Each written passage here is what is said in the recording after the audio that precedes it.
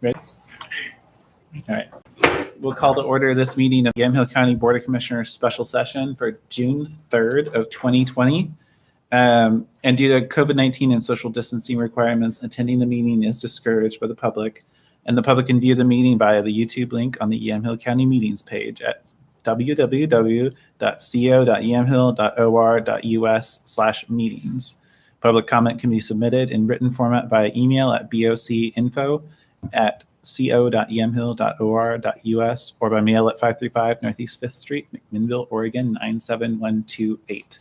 And Commissioners, we received one public comment associated with that from Leslie Lucier, I believe. And I think you probably saw it. Okay.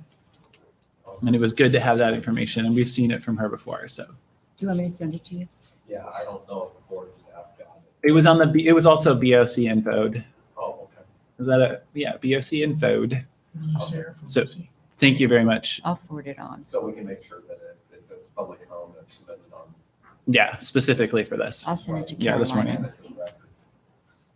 So item 1 is consideration of approval of submitting a letter to the governor's office requesting that Yamhill County enter phase 2 of the state reopening plan. And we have Director Manfred on the line, but Ken, did you have something you want to say first? Well, I just wanted to quickly, we do have Lindsay on the line to answer any questions that may come up. And then also, in light of some information that we received this morning, to provide more update on that, because we'll need to make some edits to the letter if the board elects to proceed with submitting this letter. As you know, we entered phase 1 on May 15th. The end of the 21 days that's required for being in phase 1 before you can go into phase 2 is up at the end of this week. So by submitting this today, we could potentially enter into phase 2 as early as June 6th. That being said, so I pulled together this letter for your consideration, and because unlike entering phase 1 where it required a plan and a bunch of documents, all this requires is a letter and that we attest that we're continue to have sufficient PPE, that we have the contact tracers, and there's been no substantive changes to what we've submitted in the phase 1 plan. Recognizing that there are criteria that both original prerequisites that we have to meet to move to phase 2, which includes, which I think everyone has seen the criteria from the information that came out from the governor's letter. And,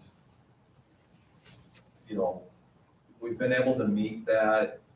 The issues that we've had or the criteria that we're not necessarily meeting are under the additional criteria, more specifically with the 70% requirement of new COVID positive cases being traced to an existing positive case over the previous 7 or 14-day time periods.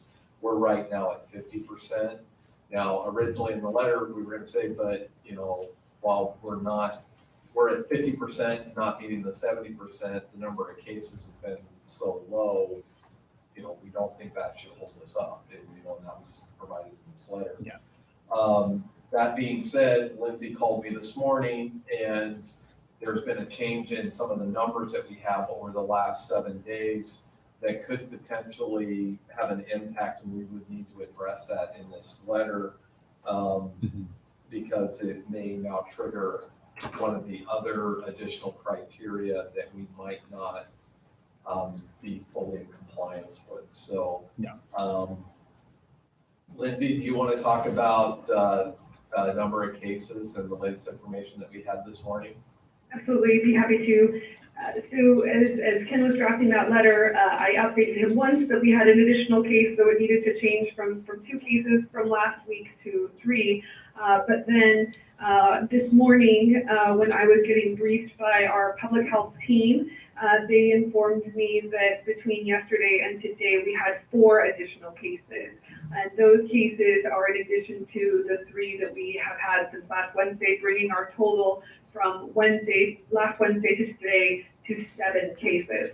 At this point in time, investigations on those are early, as you can imagine, in the process, since we just got those labs late last night and early this morning. So we are doing the case investigation for those 4 cases now and have been.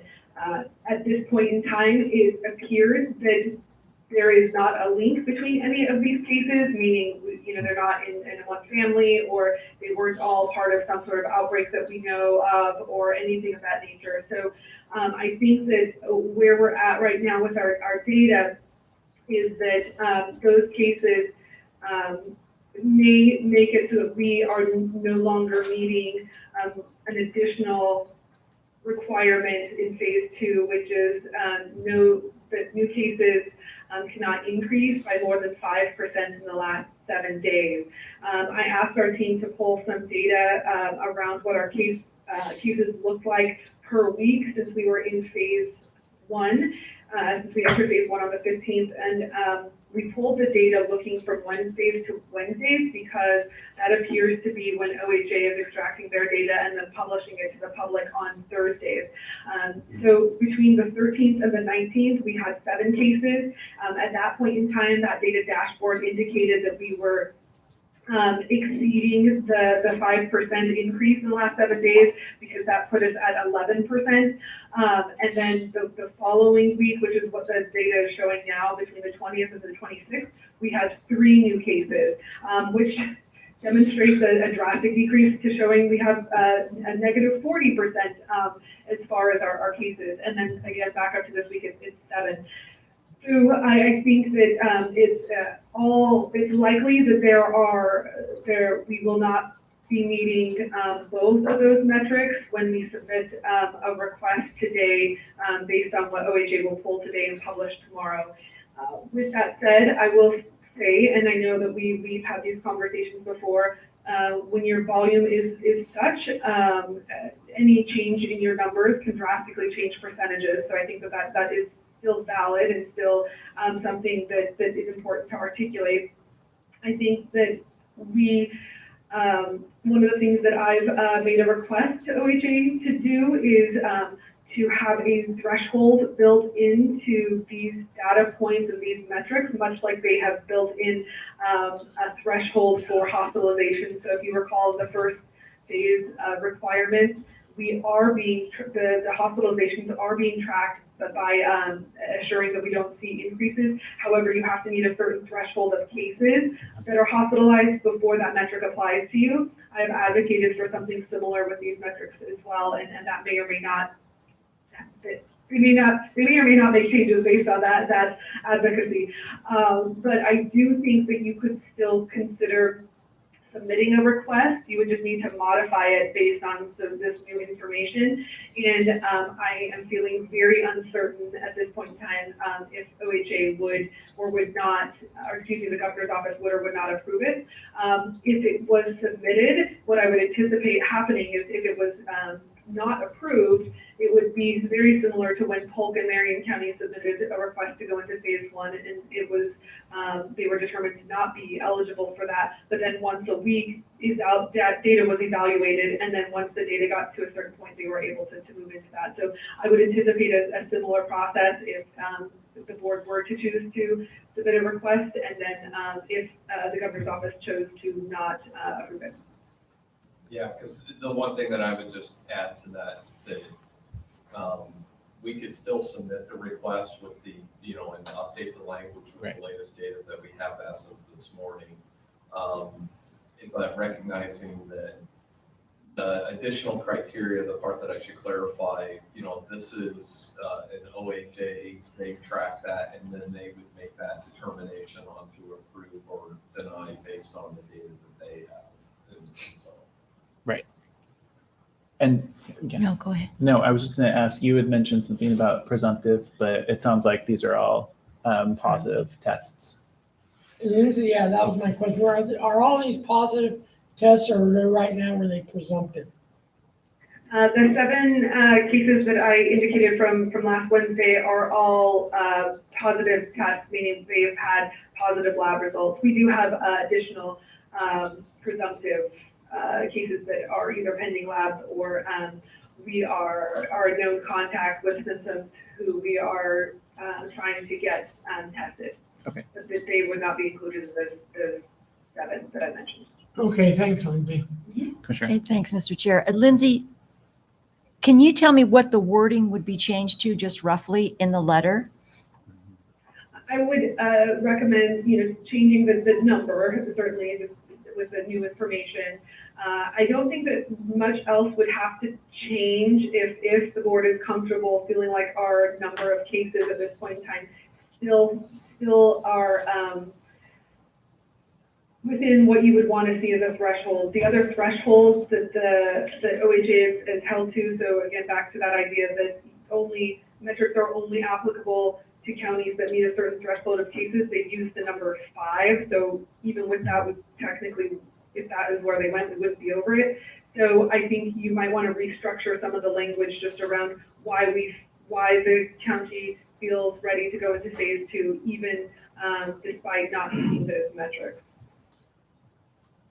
So since we have to vote on an approval, could we get that language so that we get generally what that language would be? So we're going to increase the number of new cases, but as far as the other language that would make it so that we could approve it and that we could send it in, Providing that. what does that look like?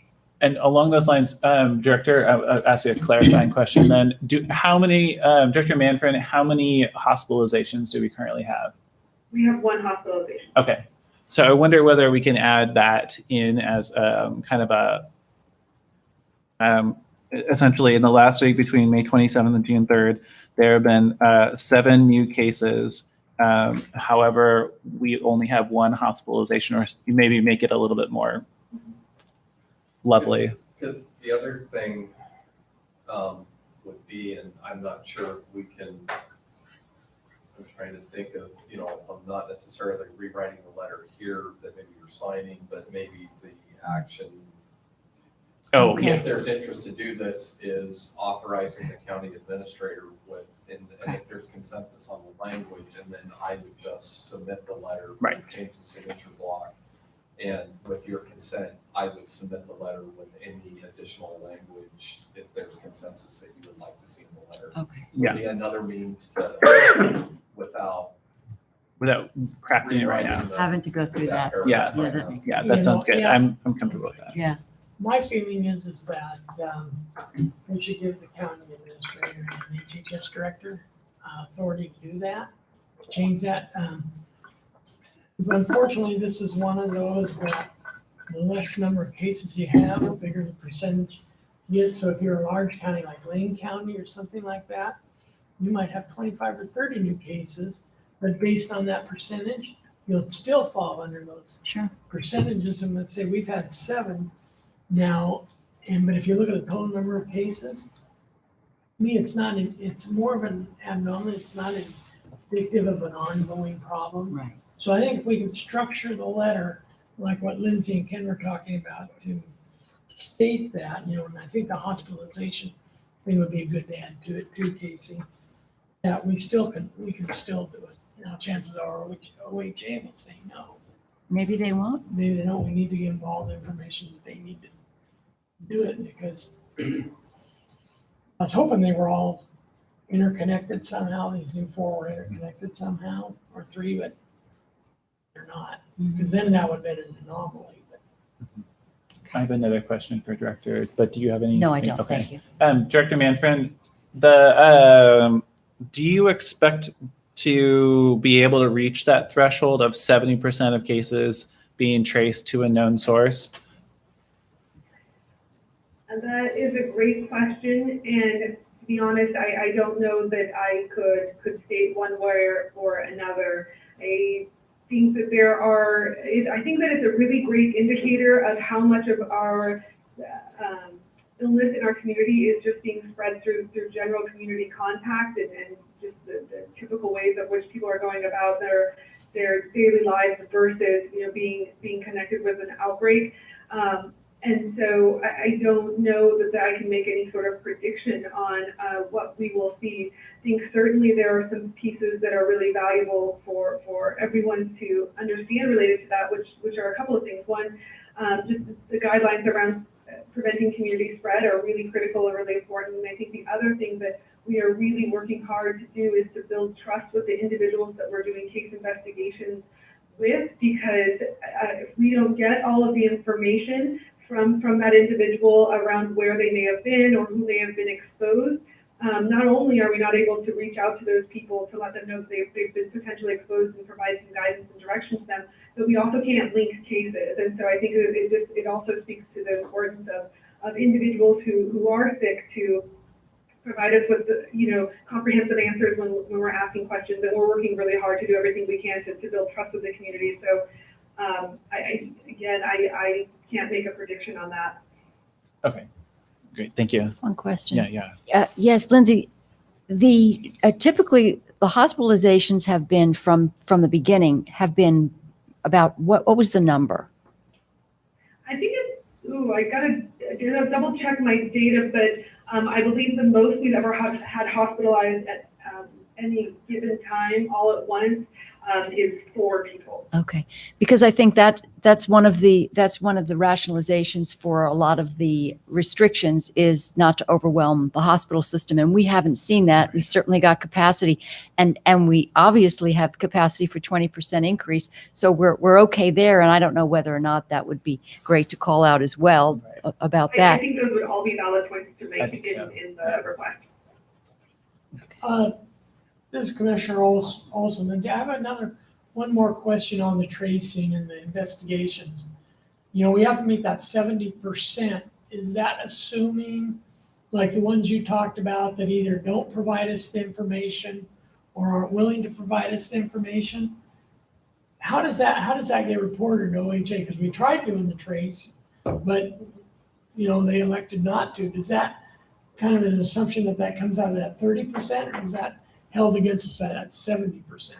Yeah, any information that we aren't able to gather, it would go toward the percentage of community acquired cases that couldn't be traced. So those circumstances work against us as far as the case contact and tracing, because this metric itself is not a metric designed to evaluate if public health is doing their job or doing a good enough job. It's really an indicator of how much of the spread is just community-wide versus being connected to known sources and outbreaks. So if you could imagine, if we can say with each case, this person was in contact with another sick person, or they were in this facility that had an outbreak, that while those cases are still, we don't want any of those cases, but it's an indicator in those cases that the community-wide spread is not significant. Whereas if we're seeing a lot of cases that are not able to be traced to any sort of known source, then that's an indicator that it's a community-wide spread is happening, and we can't tell where it's coming from. And so this indicator and metric is not really about how well or if public health is doing their work. It's just about community spread. And the comments around people, we have had folks that have shared with us that they are concerned about telling us information because they either have a misunderstanding of what would happen to those folks who would be case contact, or they're worried about employment or various things. And so the more that we can help provide accurate information about what that looks like to the community, the better. Right. I have a question. Thanks, Lindsay. Lindsay, tell me how this differs I know that there's been contact tracing for years over STIs. How is it different? Yeah, great question. And yeah, we have, I think, close to 100 illnesses that we would do contact tracing on.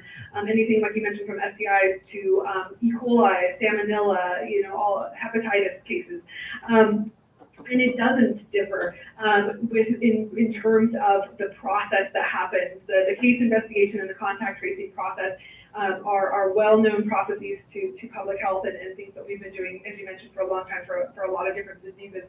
each disease has its own guidelines around what exactly it looks like, based on things like, well, how long are people symptomatic for this illness, or how long are people, when do we begin that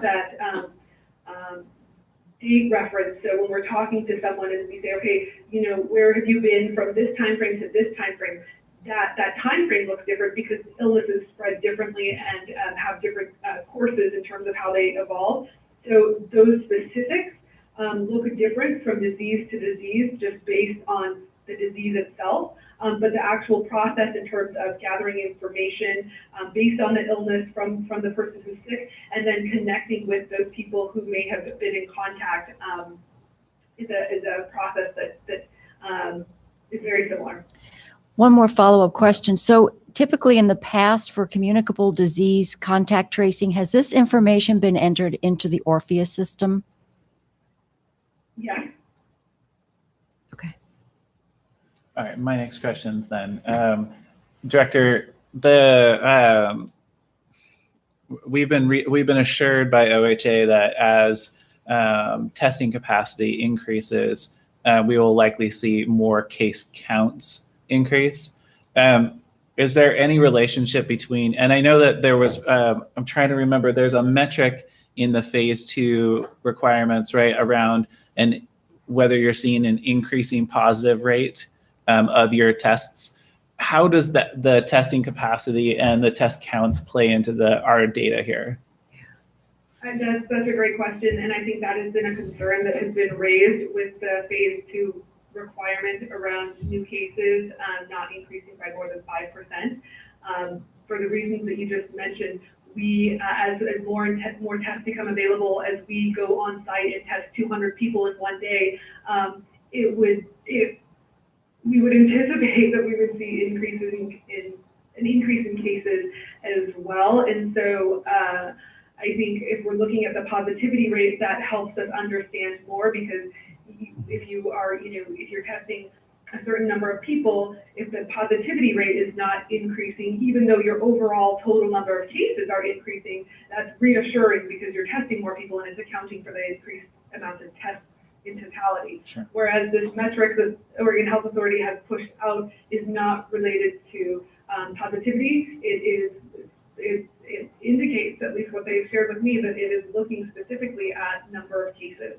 Yeah, just raw number. Yeah. In a way. Okay. Yeah, that's a good point. How does our positivity rate look, and how has it changed over time?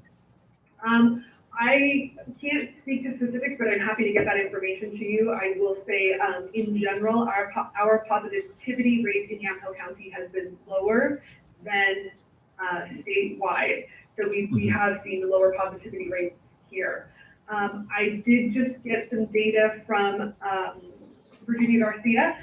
Their medical director we've worked closely together to have a plan in place in case we were to need any additional support from them with some contact tracing or things of that nature. And one of the things that she has shared with me is that they are working to get large quantities of tests completed on those who want. It's all, of course, voluntary, but that work in local nurseries and things like that.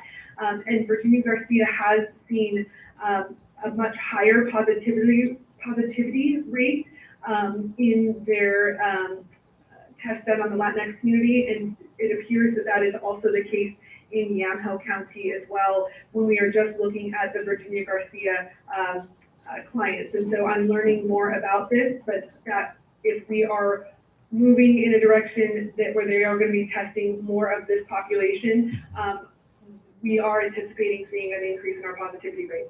Okay. Lindsay, as far as the VG testing out at the fairgrounds, are you seeing that there's an increase in number of people who are not Virginia Garcia clients? And is there an interest in being tested? Because my understanding is that they're there, but not everybody. But there doesn't seem to be a whole lot of interest in anybody coming for testing. Yeah, certainly we had this interesting pendulum shift as there was a huge demand and desire for a lot of people to be tested, and we had to have these restrictions, if you will, or at least guidelines and parameters around who could be tested because the testing capacity was just not there. And then as we increased our testing capacity and had that available and in place, we saw a decreased demand in tests for a lot of reasons, some of which is we have less sick people out there, it seems, or we're out there that we really want anyone, even with mild symptoms, to get tested. But you are correct that the overall usage of the Virginia Garcia mobile clinics through their system has definitely not met or bumped up against their capacity. They still have a lot of that available. And as far as, is it just a general community coming in for testing? Do they know about it? Are they aware that it's an option? I hope so. I think we have tried to get messages out via our channels, through all of our email distribution lists, through social media, on our website, and things like that. It's hard to say who's getting that information or not. We've also done some just flyers, putting up flyers in various places in the community to assure that people who may not have access to technology like internet and things like that can see that. But it's hard to know who knows and who doesn't. Thank you. Yeah. Good questions.